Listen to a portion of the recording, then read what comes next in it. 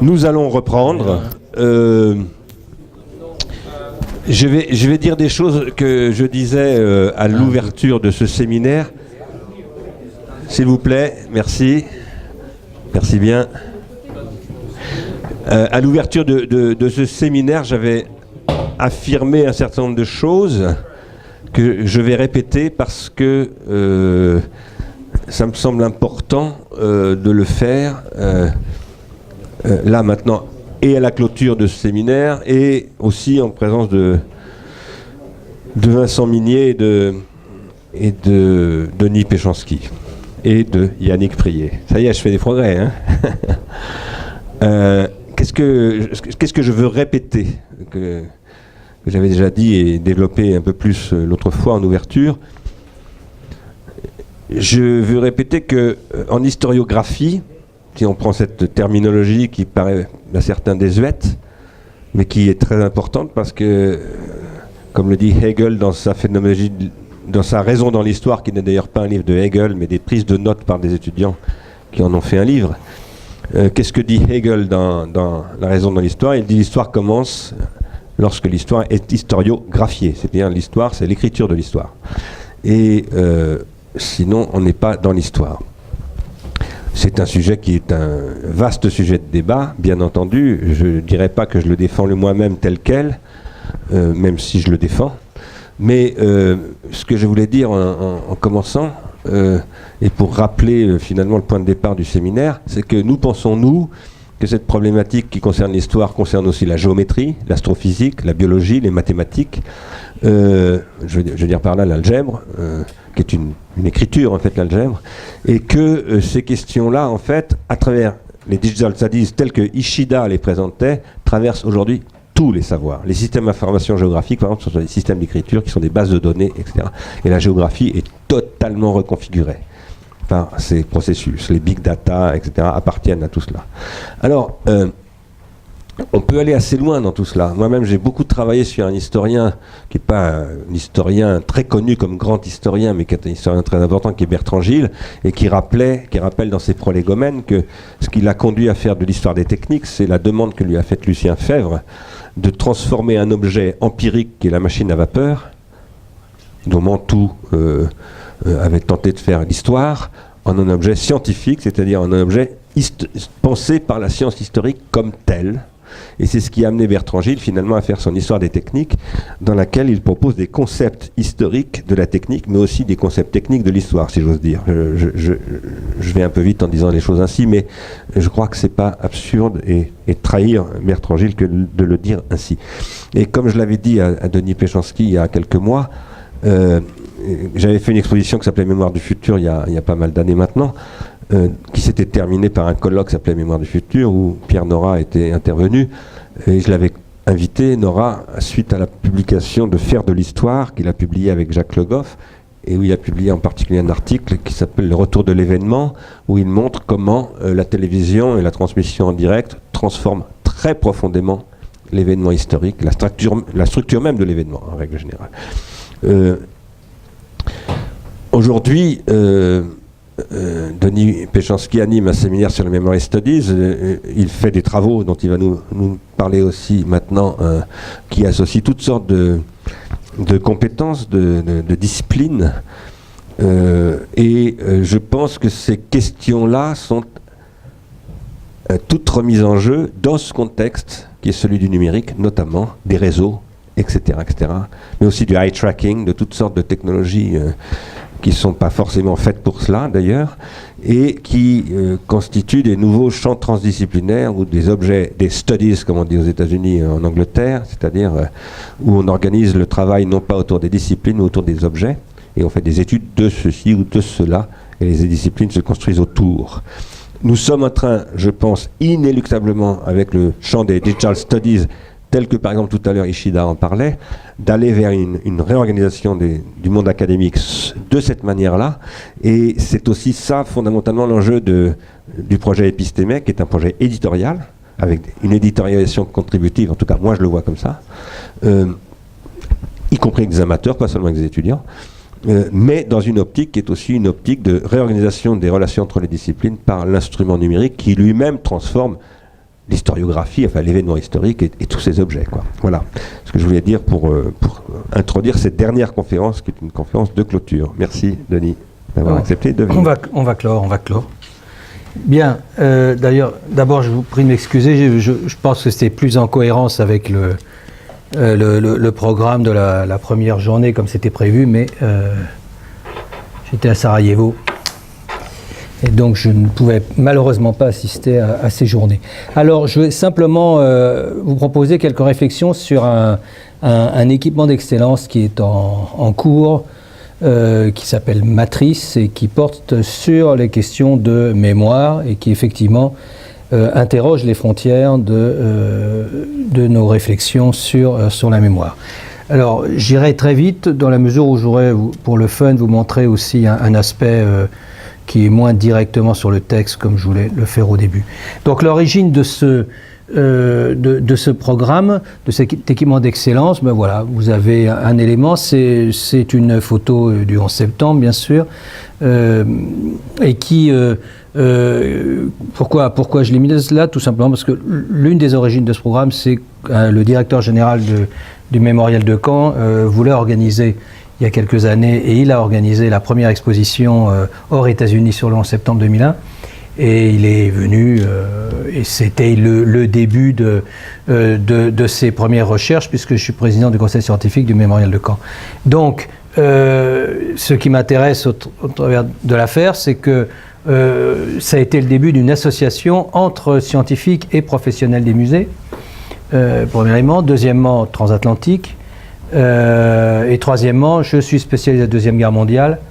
Et là, on a pris un deuxième centre d'intérêt, deuxième pôle, qui est le 11 septembre. Voilà, pour vous expliquer un peu. La deuxième chose, la deuxième image, je pourrais vous l'expliquer plus en détail si ça vous amuse.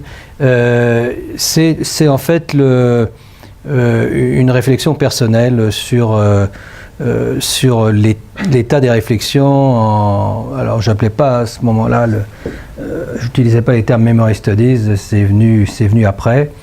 Mais sur ce que personnellement, je sentais comme un blocage épistémologique dans les recherches sur la mémoire, dans les domaines histoire et sociologique qui sont un peu les miens, et considérant que finalement, après ce qu'on pourrait appeler la deuxième révolution des recherches sur la mémoire en sciences humaines et sociales dans les années 70-80 avec les lieux de mémoire et puis aussi les travaux sur les périodes traumatiques, comme le syndrome de Vichy, la mémoire, la guerre d'Algérie, etc., depuis 6-7 ans, disons qu'on déroulait pour aller vite, et il y avait un problème de renouvellement des perspectives. Et j'ai avancé comme hypothèse que ce renouvellement était lié à une clôture disciplinaire qui était vraiment au cœur de cette deuxième révolution des années 70-80. Et cette clôture disciplinaire sur les sciences humaines et sociales, je l'interrogeais en me disant que, à mon sens, on ne pouvait pas pleinement comprendre ce qui se passait dans la mémoire collective, ou ce que je préfère appeler la mémoire sociale, mais peu importe, si on ne prenait pas en compte les dynamiques cérébrales de la mémoire, et là l'imagerie médicale le montrait sans difficulté, les dynamiques cérébrales de la mémoire ne pouvaient pleinement être analysées par nos neuroscientifiques s'ils ne prenaient, sans prendre en compte l'input du social. Donc l'idée de réfléchir ensemble entre historiens, sociologues, philosophes, neuroscientifiques et cognitivistes, et vous verrez spécialisés en sciences de l'ingénierie aussi, est venue de ce postulat. On a commencé par un séminaire franco-américain, ça a débouché sur cet équipement d'excellence. Là vous avez un exemple je ne sais pas si on le voit, c'est évidemment écrit très petit, c'est le programme que tu évoquais tout de suite, de ce séminaire co-organisé par Matrice, l'INA et une série d'institutions. Le principe est toujours le même, c'est-à-dire qu'on prend une dominante, une thématique dans une discipline donnée, et on a deux discutants, l'un dans la même discipline, l'un ou l'une, et l'autre dans une discipline complètement différente. Et vous voyez que la première séance, celle sur laquelle je vais m'arrêter un peu, enfin du moins la thématique sur laquelle je vais m'arrêter, porte sur les premiers résultats d'analyse de témoignages de survivants de la Shoah. On a en parallèle un séminaire à New York, à Columbia, sur le Memory in Global Context. Bon. Alors, à partir de là, on a construit et il a été retenu un projet d'équipement d'excellence qui vise à comprendre l'articulation entre mémoire individuelle et mémoire collective, comment les deux interagissent en utilisant les outils, les outils technologiques de l'innovation. Et c'est important de comprendre que ces équipements d'excellence ou Equipex sont des plateformes technologiques, c'est-à-dire que ce ne sont pas des projets de recherche, ce sont d'abord des équipements technologiques sur lesquels on greffe évidemment des hypothèses de recherche. Mais enfin, il y a eu beaucoup de collègues qui ont, je crois, sont passés à côté tout simplement parce qu'ils avaient de superbes sujets de recherche appuyés sur des banques de données comme ça, mais vous voyez, ils ne répondaient pas en fait à ce qui était demandé au travers de cet outil qui est une des composantes du grand emprunt. Donc je suis coordinateur scientifique, mais peu importe, le ESAM Université est l'établissement porteur, avec en relais mon laboratoire. Et vous le voyez, les champs disciplinaires sont très larges, sciences humaines et sociales, sciences du vivant et sciences de l'ingénierie. On a 24 partenaires, donc j'irai très très vite. Vous remarquerez simplement qu'arriver à mettre dans un même partenariat les trois fondations en question, ça mériterait déjà un équipement d'excellence, je vous le signale en passant.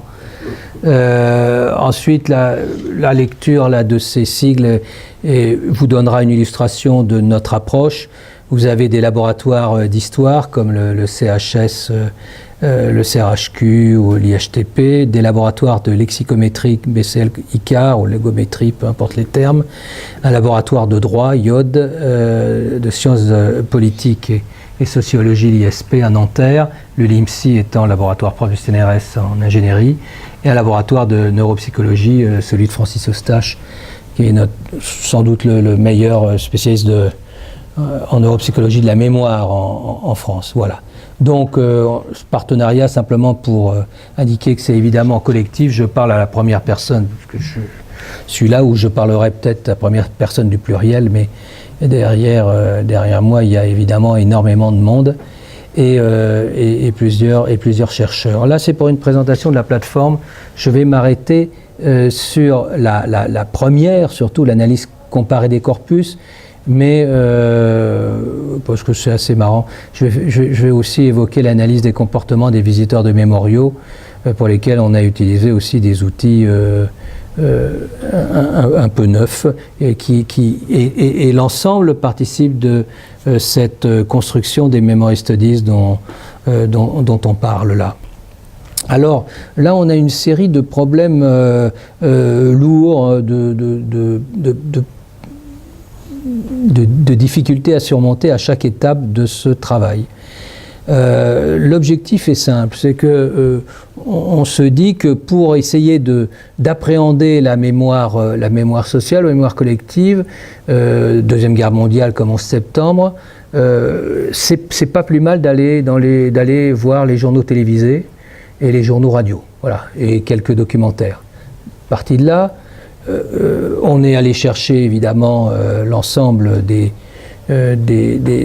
télévisions et radios, en considérant que même si tout le monde regarde Arte, il est possible quand même que ça soit dans les journaux de TF1 et de France Télé qu'on a plus ce que peut être les thématiques dominantes sur les deux périodes, et de même France Culture est certainement écoutée par tout le monde, mais que Europe 1 et RTL doivent pouvoir donner quelques éléments d'information intéressants malgré tout. Donc l'idée, c'est d'abord de les extraire. Les extraire et les mettre sur serveur, ce qui est déjà un premier problème. On est à 70 000 documents extraits, hein, pour vous donner aussi le problème auquel on est confronté, qui est l'analyse systématique de séries longues, lourdes, et donc la question des big data. Une fois que le corpus est sélectionné, et c'est là où effectivement on saute une étape, et pour ce qu'on veut faire avec toi, là, Bernard, on va essayer de revenir en arrière en quelque sorte. C'est-à-dire que pour notre équipement d'excellence, on s'est dit que là, l'analyse systématique de l'image, du bloc image-son, n'est pas encore mature. En revanche, l'analyse systématique des textes l'est, avec lexicométrie, textométrie, en particulier avec l'école française depuis plusieurs décennies. Elle s'est construite une place de choix dans le dispositif international, et donc là, ce qu'on essaye de faire, c'est de passer par-dessus l'obstacle sur lequel on va revenir, heureusement, qui est la possibilité de faire une analyse du bloc image-son de façon sérielle. Évidemment, on perd une partie importante de l'information pour les journaux télévisés ou même les journaux radio, mais bon, voilà, on fait pour l'instant avec. Donc l'étape suivante, c'est évidemment une procédure speech-to-text qui là demande aussi une intervention forte avec un bloc logiciel qui est utilisé par le LIMSI pour faire une transcription systématique et automatique de l'oral vers le texte. Autant vous dire que pour les journaux télévisés récents des 20-30 dernières années, ça marche très bien dès le premier passage. Si on remonte dans le temps, ça devient plus compliqué. Et si on passe vers les témoignages, là, ça devient très compliqué, car l'idée, c'est de comparer évidemment cela avec les témoignages audio ou audiovisuels. Là où c'est beaucoup plus simple avec des témoignages écrits, c'est sur ces témoignages écrits que je vais vous présenter les premiers résultats qu'on a pu avoir, parce qu'évidemment le témoignage écrit, on n'a plus le problème de la transcription speech to text, bien sûr, surtout quand c'est transmis en format numérique.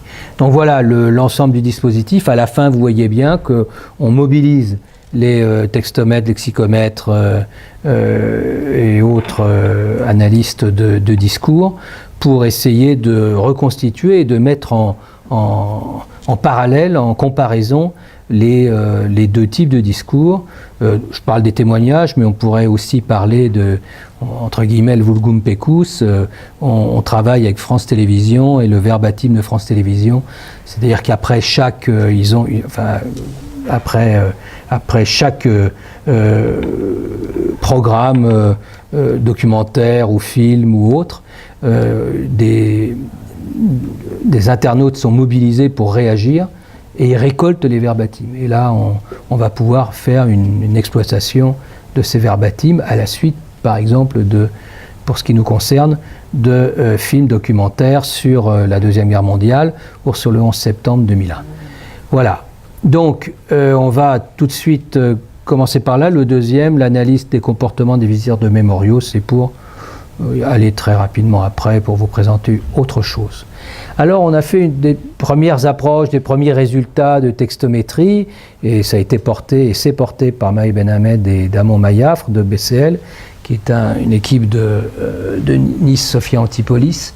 Ils sont partis, là c'est vraiment, je vous donne les tests de début, hein, il est évident qu'on va travailler sur des masses beaucoup plus importantes. Ils sont arrivés à sortir 16 ouvrages de témoignages de survivants de la Shoah, pour les exploiter avec les outils, je dirais, assez entre guillemets traditionnel, c'est soit ce qui est fourni par TXM à Lyon, autour de Serge Eden et Bénédicte Pincemin, soit autour d'Hyperbase, comme on le voit ici, autour de Damon Maillafre, et Hyperbase constituée par Brunet, l'historique Brunet à l'origine, TXM étant l'autre filière qui remonte à Tournier. Et là, on a le schéma classique, je ne rentre pas dans le détail, vous avez une analyse factorielle des correspondances qui permet, à partir des principaux mots qui ont été extraits, et là, mots lématisés puisque c'est avec Hyperbase, d'arriver à extraire les facteurs principaux qui rapprochent ou qui éloignent dans l'ensemble de ces 16 volumes. La deuxième étape, avec Iramutech, exploitée en particulier par Maï Ben Ahmed, c'est tout à fait intéressant, c'est d'arriver à faire fonctionner la machine le plus loin possible. Hein, c'est le principe de la lexicométrie. J'en ai un peu usé et abusé dans ma thèse de 3e cycle, c'est-à-dire il y a quelques années, un peu plus de 10 ans, beaucoup plus de 10 ans, et c'est pour ça que j'aime bien toutes ces petites choses-là, et surtout l'idée que on doit pousser le plus loin possible le travail de la machine avant d'arriver à l'explication, voilà, avant de fournir des grilles d'intellection de ce qu'on trouve là. Et là, on voit bien apparaître très clairement, grâce à Iramutech, des clusters, et on va construire à partir de ces clusters des lectures de ces ouvrages. Là, on voit bien le cluster autour de la famille, là autour de mots généraux sur la guerre, là de mots généraux sur le camp et l'internement et les camps de concentration, là sur la vie quotidienne dans le camp, et en vert on voit mal, mais c'est autour du corps. Donc là on définit des clusters très clairement identifiés dans ces 16 volumes, et après on va pouvoir travailler avec, soit en pointant sur le mot camp, et par exemple, ou d'autres mots, et en voyant les co-occurrences dans un réseau assez clairement identifié, et avec le mot camp en centralité, soit en définissant des types de vocabulaire. C'est l'étape suivante que je trouvais très intéressante. Ils sont arrivés à une hypothèse interprétative en croisant spatial, temporel, sociopolitique, familial, sensitif, et puis le vécu et le réélaboré, qui est finalement au cœur de nos interrogations. Ils ont déjà réussi à montrer comment les vocabulaires sont associés en fait dans ces ouvrages-là. Ça, c'était une étape bien intéressante et tout à fait dans la ligne des travaux de lexicométrie enrichis par Iramutech, que je vous conseille d'aller voir. Vous noterez au passage que le vocabulaire familial est associé au vocabulaire généraliste, on dirait, de mémoire collective, on va dire, de la période. C'est lié certainement à un phénomène générationnel. Bon, j'irai très rapidement là-dessus, mais quand vous prenez les ouvrages et temporalité dans l'écriture de chacun des ouvrages, quand vous prenez les ouvrages juste après la guerre, on a une analyse très clinique de ce qu'a pu être l'expérience concentrationnaire. On ne parle pas ou assez rarement des parents, de la mère, du père, des enfants, etc. Bon. Sauf traumatisme immédiat. En revanche, 40 ans, 50 ans plus tard, dans le témoignage, à la fois on parle plus des généralités sur le sujet, et en plus, évidemment, on parle non seulement de ses parents ou de ses enfants, mais de sa situation d'aujourd'hui dans le rapport à la transmission. Donc ça explique aussi cette surreprésentation de ce cluster qui est aussi surreprésenté dans les périodes les plus récentes. Mais là, il faut qu'on avance dans notre travail. Je dis simplement que là, ça nous ça nous donne des pistes de lecture qui sont des pistes très intéressantes. Je parlais en première étape de ce qu'on a utilisé en lexicométrie surtout, Iramutek donc autour de Mahe Ben Hamed, Cortext avec Mogutov et Cointet, et puis on a une deuxième étape qu'on est en train de développer autour des trois personnes que j'indique ici. Donc Mahe Ben Hamed, Andrei Mogutov et Katia Docho, ils ont appelé ça Tempo, qui m'a l'air très très intéressant. C'est comment arriver à lire les ouvrages en question. Donc ils ont repris les 16 ouvrages, et ils vont évidemment aller au-delà. Et c'est comme ils le lisent comme une partition, c'est-à-dire qu'ils reviennent sur les grands clusters, pas nécessairement ceux que j'ai vus là, mais l'enfance, l'expérience de l'arrestation, l'occupation de l'arrestation, la déportation, l'après-guerre. Donc on peut s'imaginer qu'on a une lecture chronologique dans la plupart de ces ouvrages, et c'est absolument pas le cas. Donc on a des allers-retours, et l'intérêt de cette lecture par tempo, c'est d'arriver en identifiant à chaque fois l'espace dans le livre, dans l'ouvrage, dans les souvenirs consacrés aux thématiques, comment on a des thématiques dominantes dans certains ouvrages, centrés sur la déportation, ou centrés sur l'expérience de l'enfance, ou bien centrés sur l'après-guerre, ou bien centrés sur l'occupation elle-même et l'expérience de l'humiliation et de l'exclusion. Mais on voit cette distribution au cours du livre avec des allers-retours très très intéressant à repérer. Et donc on doit pouvoir arriver à définir un certain nombre comme ils disent, des partitions différentes en fonction des écritures et des textes.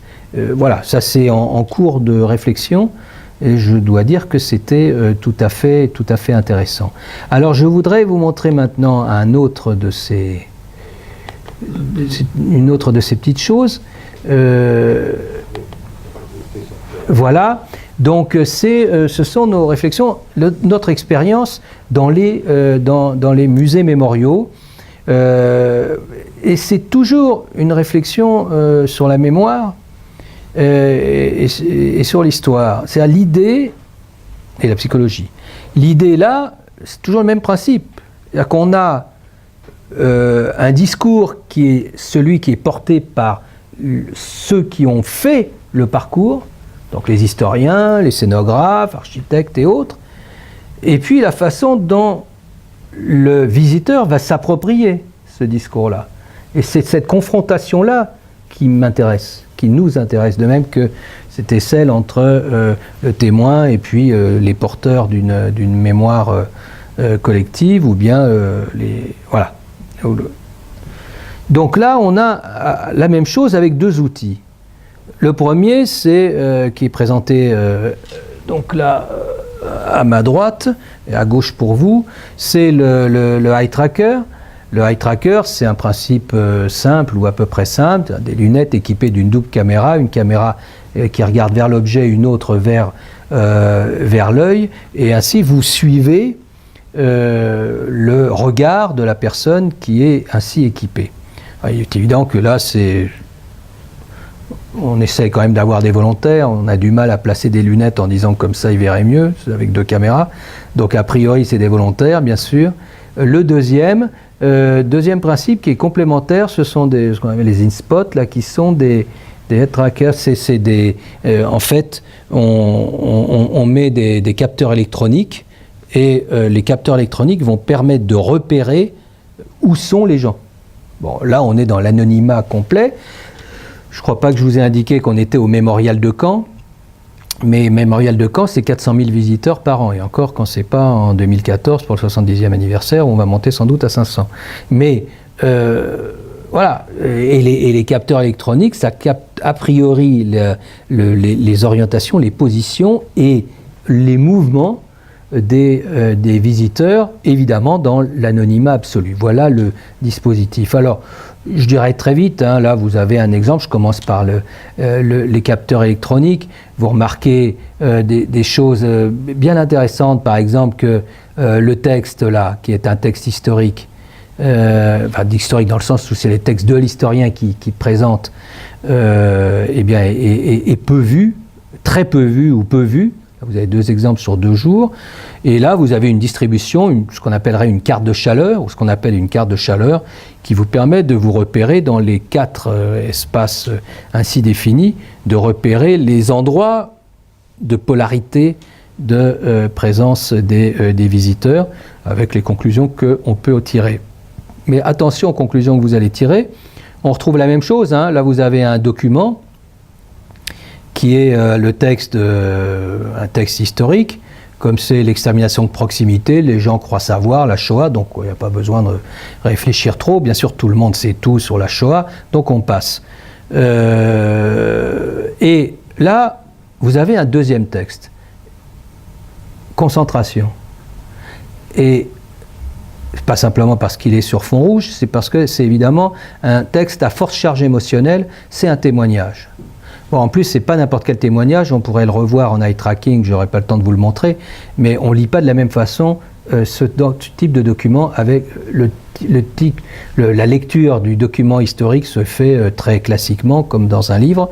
Là, c'est complètement haché. Pourquoi ? Parce que c'est le témoignage d'un officier nazi qui écrit une lettre à sa femme, lui expliquant que le matin, il avait participé à un massacre à l'Est, qu'il faisait l'équivalent du ball-trap avec des bébés qui étaient lancés en l'air, il tirait sur eux avant qu'ils tombent, et il expliquait que finalement comme ça les évitait de tomber et de se fracasser par terre avant, et en même temps ça permettait, en tuant les bébés, d'éviter que en grandissant ils viennent tuer nos propres enfants. Alors, oui, donc, genre de truc assez sympathique qu'on trouve dans le mémorial de Caen et qui est très dur, bien entendu, et là qui capte l'attention. Donc tout le discours qu'on tient sur, dans les musées, vous savez, la hiérarchie, tout ce qui est texte n'est pas lu, ensuite les images fixes, puis les images animées, voilà la hiérarchie.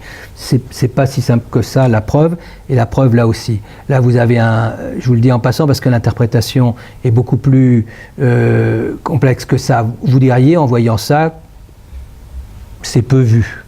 Bon, par rapport par exemple au texte. C'est peu vu. Qu'est-ce que c'est ? Vous savez, à l'Est, hein, c'est pas comme dans les chambres à gaz sous le sceau du secret absolu. Là-bas, on s'échangeait les photos de massacres comme des cartes de Pokémon. Hein. C'est pas le même registre. On est dans la barbarie absolue. Bon. Et là, vous avez une série d'images qui sont mises un peu en arrière successives d'un massacre. Et avec la violence horrible, hein, on tire sur les familles, en particulier les femmes et les enfants au bord des fosses, et ils tombent dans les fosses, et ce sont des corps dénudés. Bon. Et là, vous comprenez qu'il faut un questionnaire à la fin. Parce que si vous regardez ça, vous vous dites, finalement, les gens n'ont pas été particulièrement attirés par cette question-là. Or, quand on les questionne, c'est encore en cours, hein, je vous dis ça à titre d'hypothèse, plus que de certification absolue, il est clair que ce sont des images qui vont rester dans les têtes. Simplement, on a une autocensure de la part de ceux qui passent devant ces images-là, ils voient tout de suite l'horreur, ils voient en plus les corps dénudés, donc c'est terrible, mais attention, pas de voyeurisme. Donc là, je vous dis, hein, hypothèse à creuser, mais je le pense, beaucoup. Et là, vous avez un autre élément qui m'intéresse bien, c'est que vous voyez que des textes historiques sont peu lus, sauf que celui-là, il est lu. Et il est beaucoup lu. Et il est lu parce qu'on parle du massacre de Nankin en 1937. Donc des Chinois par les Japonais, c'était aussi assez solide. Il y a eu quand même quelques centaines de milliers de Chinois qui ont été tués lors du massacre de Nankin en 1937. Et là, c'est évidemment un texte sur une période que les gens ne connaissent pas. Et donc là aussi, il y a un élément qui amène à nuancer dans l'approche des... Bon, alors je vais vite, excusez-moi. Hein. Le eye tracking, c'est simplement pour vous indiquer l'autre façon, c'est l'appropriation d'une image par le visiteur. Là, c'est moi en l'occurrence qui regardais cette image. Il y a un petit décalage d'1,5 centimètre. Enfin bon. Et je regarde donc un vieillard, l'image d'un vieillard en train de mourir dans le ghetto de Varsovie. Et on voit bien comment je me concentre sur l'image de la tête et évidemment le mouvement. Ça semble évident, bien sûr. Hein, je ne sais pas ce que ça pourra donner pour d'autres. D'autres peut-être n'iront même pas, ne regarderont même pas, je ne sais pas. Ou auront une appréhension tout à fait générale, je ne sais pas. Mais enfin, c'est pas ça qui justifie un Equipex, on est bien d'accord. Mais imaginez qu'on fasse la même chose en changeant complètement de registre. C'est-à-dire, vous allez au MoMA, vous avez un Pollock, vous commencez par quoi ? Vous allez voir Guernica au Prado, c'est le taureau, c'est quoi ? Vous voyez, là aussi, la lecture de l'image sera tout à fait intéressante. De même que là, j'ai pris 3 exemples, c'est un suivi du regard. Hein. 3 exemples de suivi de regard, c'est une montée dans un convoi de déportation, d'ailleurs de la SNCF. Et vous voyez là un exemple pour une des personnes testées, hein, pas de valeur scientifique, c'est un test purement préalable à des expérimentations qui vont se généraliser à partir de septembre-octobre. Et alors là, regardez bien, on a 3 personnes différentes avec 3 lectures différentes. Voilà. Je ne peux pas vous donner d'explications, mais vous voyez bien qu'il y a 3 regards différents sur la même image. Et quand on peut le voir aussi en dynamique. Hein. Qu'est-ce que je fais là ? Voilà. On peut le voir en dynamique. Là, c'est en plus une étudiante en psycho, donc on lui avait demandé de regarder attentivement. Elle va tout balayer, mais là, vous allez suivre son regard. Et voilà. Et ça, on doit pouvoir le faire sur chacune des images.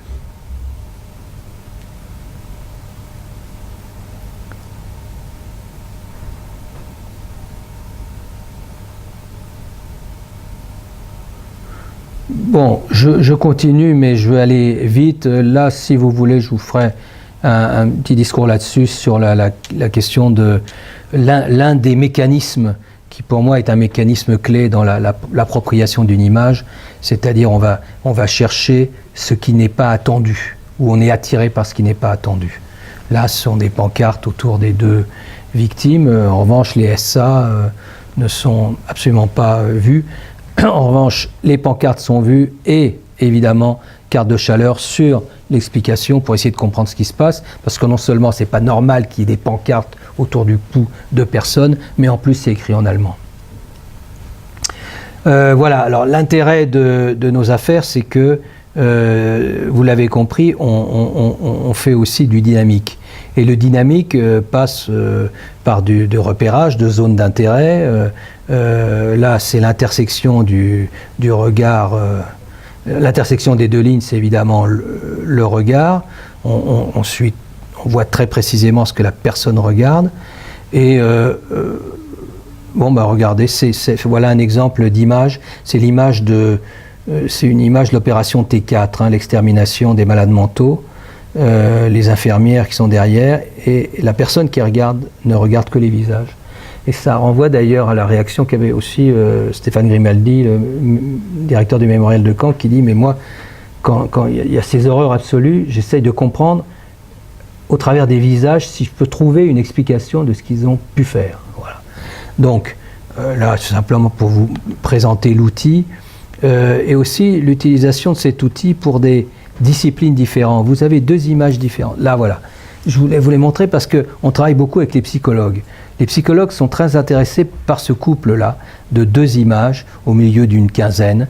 L'image du vieux que j'ai montré tout à l'heure en train de mourir, qui a évidemment une charge émotionnelle, c'est-à-dire que je n'ai pas besoin de donner une explication pour que la personne qui regarde cette image est une réaction émotionnelle. En revanche, en dessous, vous avez 4 bus qui sont rangés le long d'un bâtiment où il y a marqué Vélodrome d'hiver. Si vous n'avez pas la mémoire sémantique qui vous dit, oui, Vélodrome d'hiver, 16-17 juillet 42, les rafles, les enfants, la déportation, les chambres à gaz, aucune charge émotionnelle, sauf à vous dire, mais pourquoi c'est là ? Mais si vous avez cette mémoire sémantique-là, si vous avez cette connaissance-là, bien entendu, l'image qui en elle-même n'a pas de charge émotionnelle se charge d'émotion, alors qu'on est sinon dans la mémoire épisodique. Donc voilà, ce type de réflexion interdisciplinaire ou transdisciplinaire que suscitent ces travaux. On va définir, voilà un exemple. Ah oui, j'aime bien cet exemple parce qu'on a fait comme ça à partir de 8 sujets. On a un petit espace dans le mémorial de Caen, toujours dans l'espace Shoah, extermination, et on arrive à déterminer des éléments, vous voyez, des zones d'intérêt. Et sur chacun, on a mis un nom, un chiffre, et sur chaque chiffre et sur chaque nom, évidemment, on a pu faire des calculs de temps passé. Alors évidemment, on passe plus de temps si on les lit, sur les textes que sur autre chose. Là, le texte sur la Shoah des enfants est bien plus lu que les autres. Mais ce qui est frappant, là, c'est ce que je vous montre ici. C'est ce tout petit rectangle qui signale le temps passé devant des objets qui est un ensemble cartable plus poupée. Or, c'est l'objet le plus important aux yeux du directeur du mémorial de Caen. C'est un cartable laissé par un gamin qui a été arrêté et déporté, et il a voulu signifier par cette présence-là la Shoah des enfants. Et personne ne le voit. Donc il y a un échec. Donc vous voyez, c'est aussi intéressant, c'est fonctionnel, on va dire. Voilà. Donc c'est fonctionnel, ça a des conséquences évidemment pour les gestionnaires et concepteurs de musées. Alors je termine par la vision globale que je peux en avoir personnellement. J'ai fait un petit article là-dessus dans un autre ouvrage qui s'appelle Les chantiers de la mémoire, publié celui-là chez INA Éditions. Et je plaidais pour un changement de paradigme en Memory Studies, justement. Et d'abord par cette dialectique que j'évoquais tout à l'heure entre l'individu et le collectif, et entre le cerveau et le social. La transdisciplinarité comme deuxième fondement de ces nouvelles Memory Studies, la nécessité non seulement de travailler en commun autour d'hypothèses posées dans un champ disciplinaire donné, donc ce serait plutôt la pluridisciplinarité, mais de construire l'objet en commun. Voilà. D'où mon plaidoyer pour la transdisciplinarité. La nécessité de la modélisation mathématique, et je pense au travail chez nous de Salma Mesmoudi en particulier, dans notre équipe, pour analyser des big data, bien sûr, et pour construire des algorithmes, et puis renvoyer à notre cher vieux ami et vieille référence Edgar Morin sur la complexité, bien entendu, tout simplement dans le fait que le tout ne peut se réduire à l'explication du tout, ne peut se réduire à l'explication des composantes de ce tout. Voilà, je voulais simplement vous présenter ces deux chantiers et en vous remerciant pour votre attention.